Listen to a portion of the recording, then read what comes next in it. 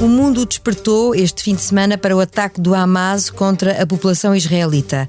Não faltam relatos de atrocidades que marcam a história de um território onde há muito para contar e refletir. É por aí que seguimos nesta edição do podcast Miguel Sousa Tavares de Viva Voz. Falamos dos acontecimentos que afetam os nossos dias fora de portas, mas também cá dentro. Foi entregue um novo Orçamento do Estado, o que merece uma primeira análise. Vamos a isto, eu sou a Paula Santos.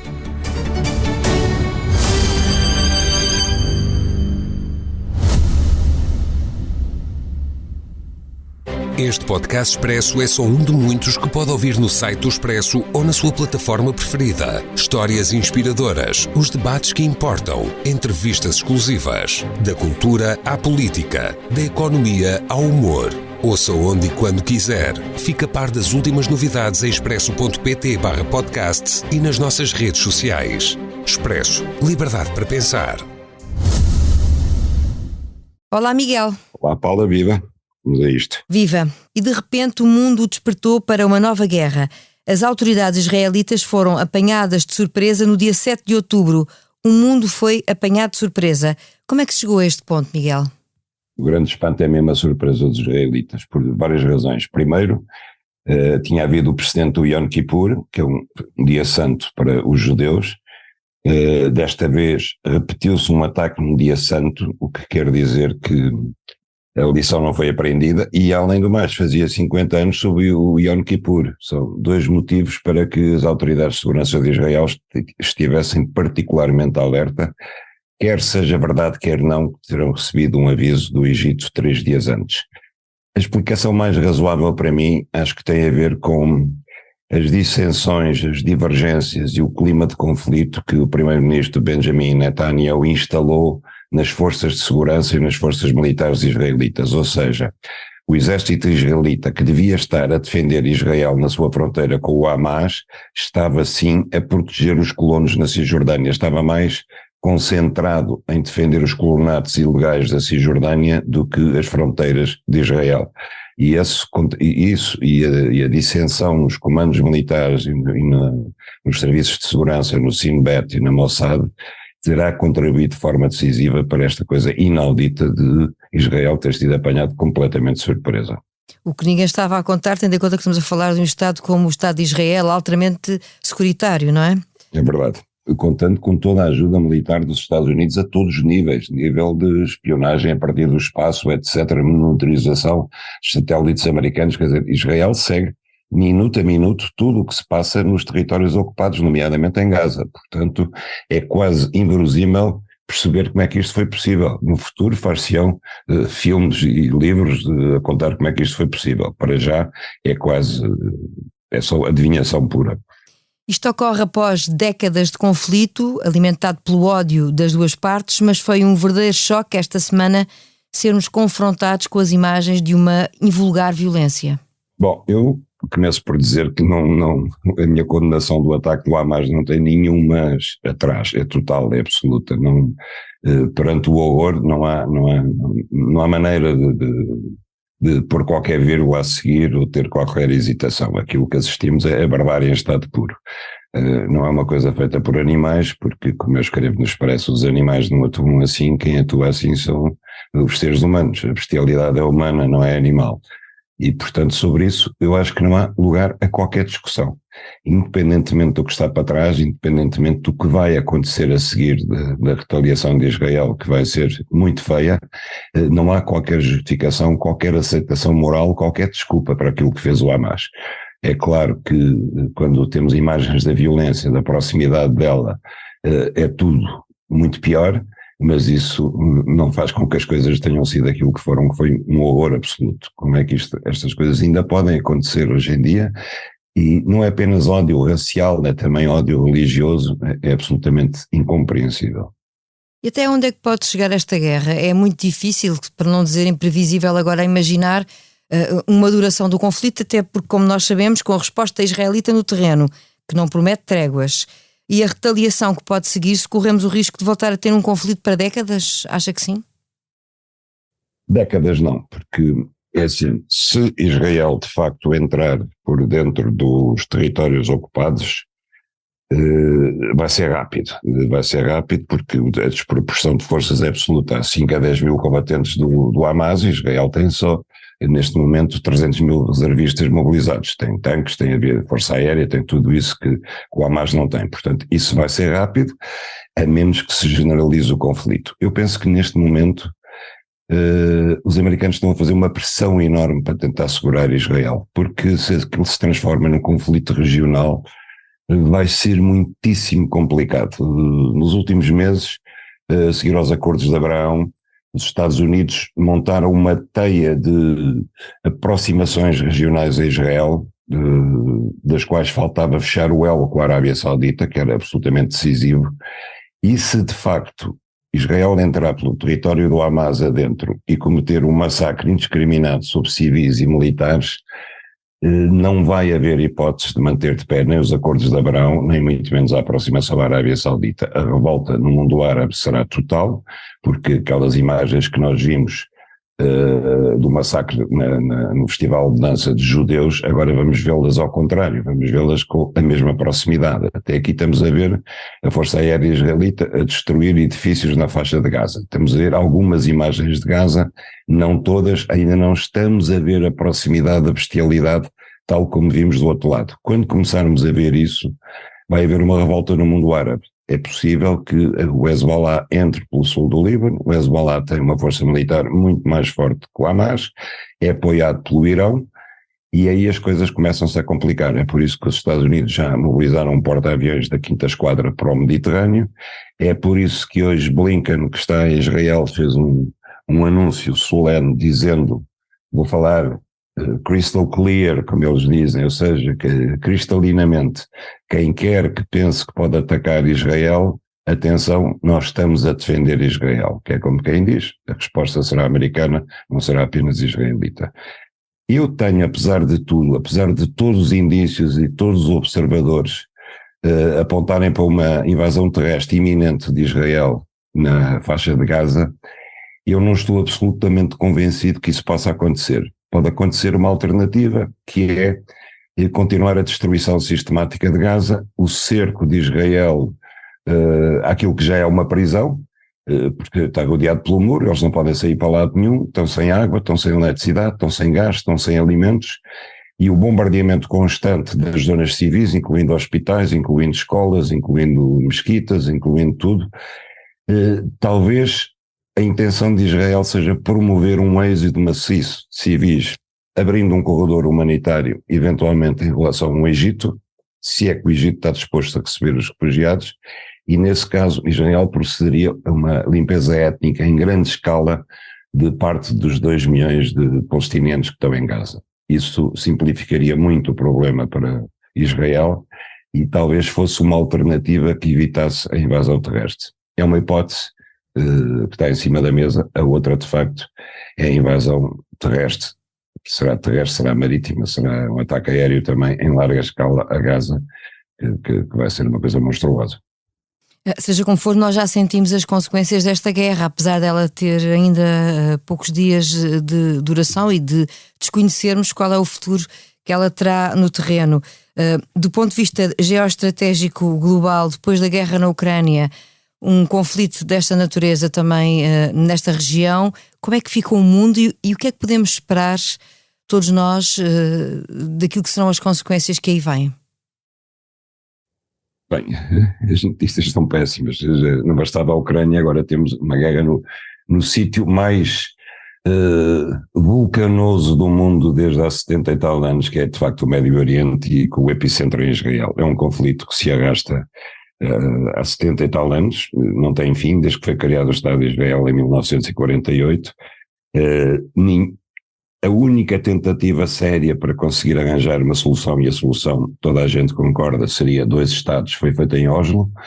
Recordo que o primeiro-ministro israelita que assinou os acordos de Oslo no tempo de Bill Clinton foi Menachem Begin. Begin foi assassinado no ano seguinte por ter feito os acordos, e não foi assassinado por palestinianos, foi assassinado por um judeu ultra-ortodoxo, e desde aí não houve nenhuma tentativa séria quer de um lado, quer do outro, mas sobretudo do lado que tem que fazer mais cedências, que é Israel, para tentar chegar a um acordo de paz. Pelo contrário, a autoridade palestiniana, com quem se negociou na altura os acordos de Oslo, os acordos de Camp David, etc., foi reduzida a uma insignificância absoluta pelos próprios israelitas, que foi quem deu força ao Hamas. O Hamas vem da Irmandade Islâmica, que foi corrida do Egito pelo presidente Sisi, e foram refugiar-se justamente na faixa de Gaza. Era e é um movimento islamista radical, religioso, teocrático, ao contrário da OLP, que era um movimento laico, muito mais moderado, mas Israel deu força ao Hamas porque queria tirar força à autoridade islâmica, à OLP. E o resultado agora está à vista, o Hamas ganhou as eleições em Gaza, não, ganhou-as também na Cisjordânia primeiro, nunca mais fizeram eleições desde há 17 anos, com medo de nova vitória do Hamas, e o Hamas tomou o poder e neste momento representa os palestinianos. É um facto que a mim me impressionou imenso, foi que no dia seguinte ao ataque, em Jerusalém Oriental, houve uma manifestação de apoio ao Hamas, e Jerusalém Oriental fica na Cisjordânia, não fica na faixa de Gaza, portanto está sobre a alçada da autoridade palestiniana, digamos assim. Estavam ali os palestinianos todos, que é suposto ser os moderados, a manifestar-se a favor do Hamas. Portanto, o que Israel conseguiu quando teve essa desastrosa decisão de dar força ao Hamas contra a autoridade palestiniana, foi dar força aos radicais. E neste momento temos no poder radicais de um lado e do outro, e temos dois poderes teocráticos, porque Israel, que também é um Estado laico na sua fundação e pela sua Constituição não escrita, é hoje em dia um Estado teocrático em que Netanyahu, para se manter no poder, tem acordos com os ultra-ortodoxos. E o nosso mundo vai seguramente continuar a sentir o impacto de mais uma guerra, desta vez com Israel no centro das atenções. Não é que esse impacto daquilo que se passa lá fora nesta altura já esteja contabilizado na proposta de orçamento do Estado entregue esta semana por Fernando Medina. Aliás, para si, num primeiro olhar para os planos do Governo, o que salta à vista é o receio de que estejamos perante um orçamento demasiado otimista. Porquê? Justamente por isso que acabámos de falar, Paula, porque eu acho que o orçamento parece feito antes do 7 de outubro, ou seja, antes do que aconteceu em Israel. Eu não tenho dúvidas que, seja qual for o desenlace em Israel, pelo menos nos próximos tempos nós vamos assistir, já estamos a assistir, a uma subida dos preços da energia, do petróleo e do gás natural. E isso vai arrastar uma nova subida da inflação, vai trazer recessão em alguns países, vai piorar a situação económica em toda a Europa. Isso não é levado em conta no Orçamento de Estado, e por isso eu digo que este Orçamento de Estado me parece demasiado otimista. Oxalá eu estivesse errado, porque é quase, digamos, não direi que é um orçamento perfeito para um mundo perfeito, mas é um orçamento feito para um mundo antes da guerra, para um mundo onde tudo estará bem, se não imediatamente, pelo menos daqui a 2, 3 meses. E eu, infelizmente, não tenho esse otimismo, não tenho essa expectativa. Mas é um orçamento que, de alguma maneira, prevê, tem a expectativa de existência de excedentes, coisa que já não acontecia há largos anos. Assim sendo, não acha que pode, de alguma maneira, estar a acolher ou prever esses excedentes, já estar a contabilizar possibilidades de sobressaltos não previstos? Sim, este ano já vamos ter excedente e o orçamento prevê que para o ano venhamos a ter outra vez. Sim. E cada excedente faz diminuir o peso da dívida pública. Isso é importante.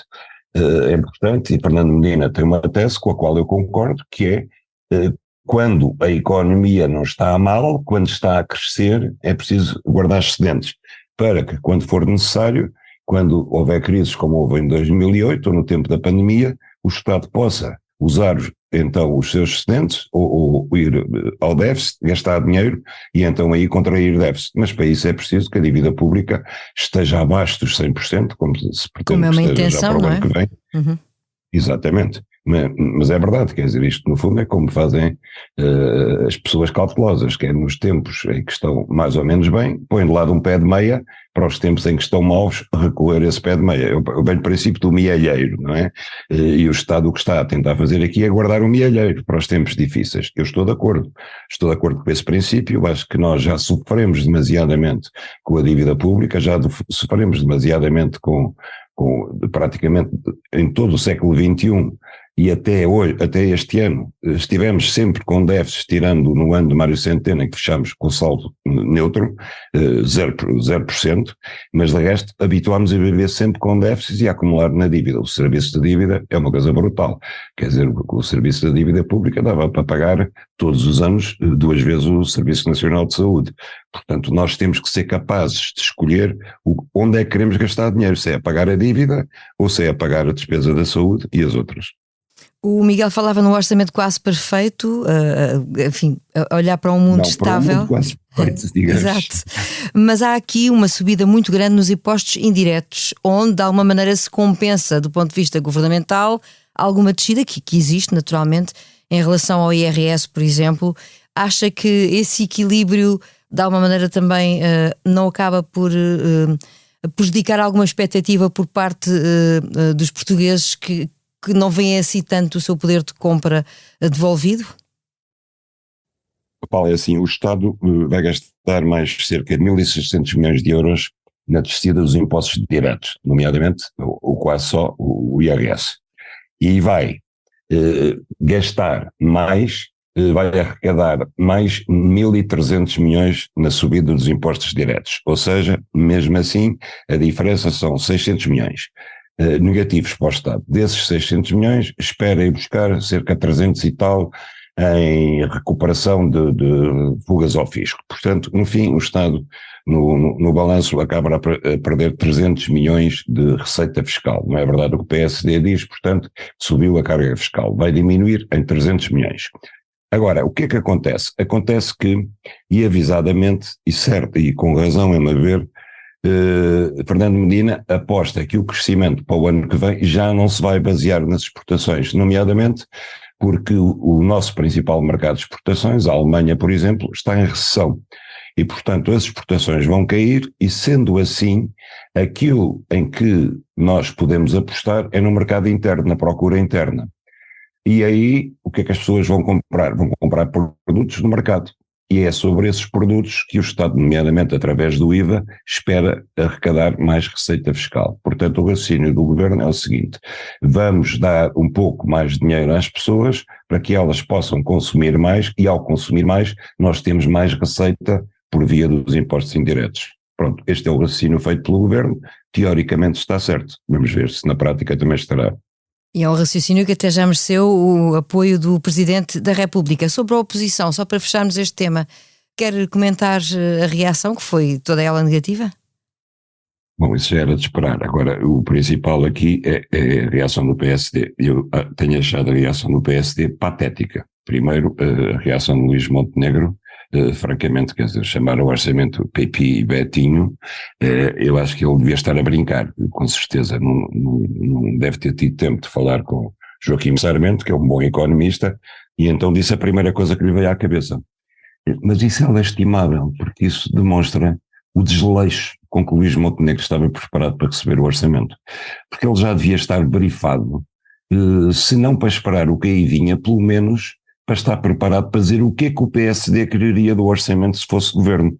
Ora, não estava. E ainda hoje eu li, por exemplo, uma entrevista de um vice-presidente do PSD, o Leitão Amaro, no Público, onde ele diz coisas absolutamente inacreditáveis. Ele diz, por exemplo, as pessoas perguntam-me muitas vezes porque é que nós não dizemos que quando queremos reduzir impostos, onde é que íamos cortar na despesa?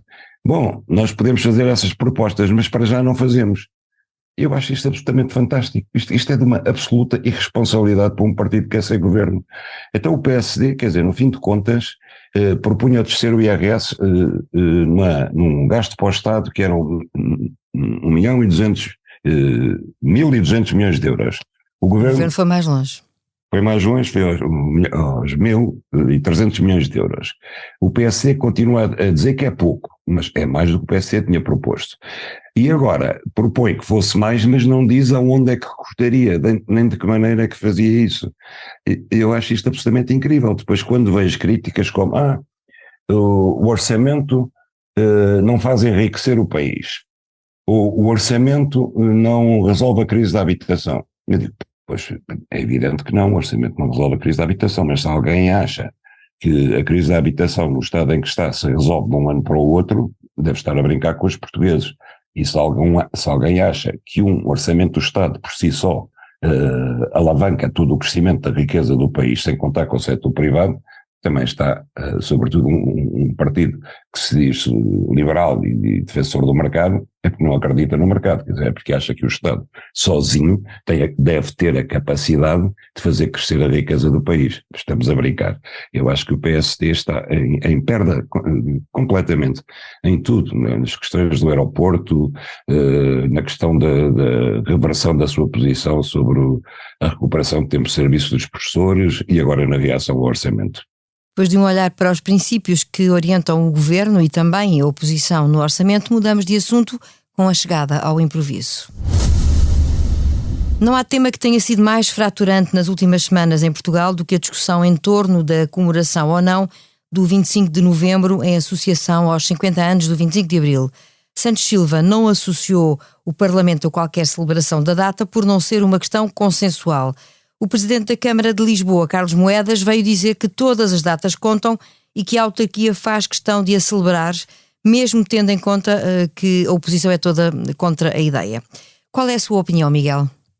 Eu não percebo porque é que o tema é fraturante, quer dizer, eu acho que a coisa, para quem se lembra da história, e quem não se lembra que se vai informar da história, as duas datas estão intimamente ligadas, porque o 25 de Abril trouxe aos portugueses a liberdade que eles não sabiam o que era há várias décadas, e o 25 de novembro restituiu a liberdade que tinha voltado a estar ameaçada. E, portanto, sem o 25 de novembro, o 25 de abril não teria servido para nada. As duas datas são, portanto, constituintes do regime no qual vivemos hoje em dia, que é um regime de liberdade. E, para mim, são verdadeiramente indissociáveis. Mas há uma coisa que eu não consigo entender. É como é que a esquerda democrática, nomeadamente aquela que Augusto Santos Silva é suposto que representa, deixa fugir para a direita a comemoração do 25 de novembro.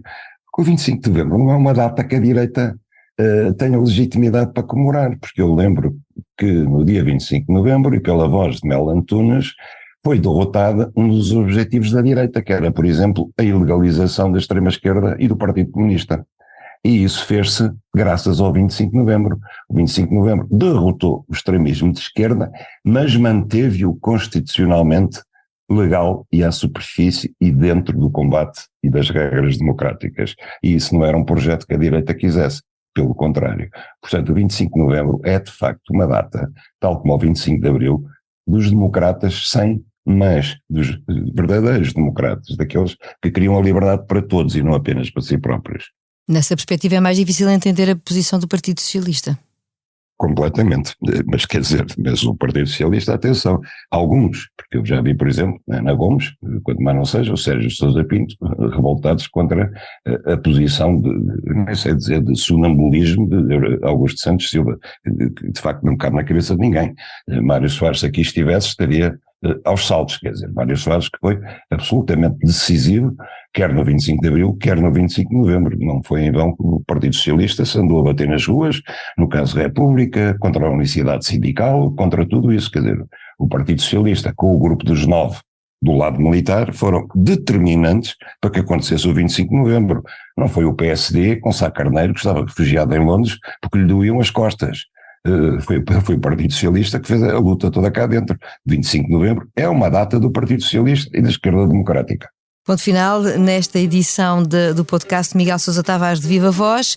Esta semana ficamos por aqui. A sonorização ficou a cargo do João Martins. Já sabe, a opinião à sexta-feira.